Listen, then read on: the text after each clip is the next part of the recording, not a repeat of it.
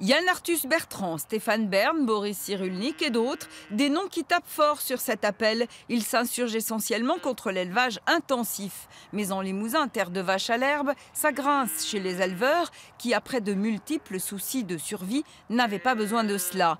Eux qui produisent une viande de qualité craignent l'amalgame avec la viande industrielle.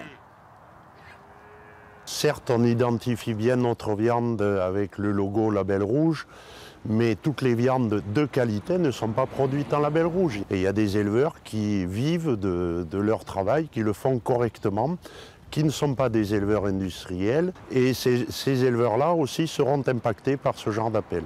À chaque fois qu'on discrédite la viande industrielle, la vache limousine perd aussi un pourcentage de consommateurs. C'est un constat de la profession qui doit faire avec, sans pour autant être convaincu par les effets de cet appel. On est dans un environnement où il faut vivre avec. Et bon, ça fera une autre initiative. Et si ces gens-là veulent manger des céréales, du quinoa ou autre production qui vient de l'autre bout de la planète, c'est leur droit. Mais à mon avis, ça n'est pas meilleur pour la planète. Peut-être que la solution est dans le problème. C'est en tout cas l'avis d'Anne Alassane. La chef cuistot qui travaille la viande limousine au pôle de l'Anneau pense qu'au contraire, il faut manger moins de viande, mais de la bonne.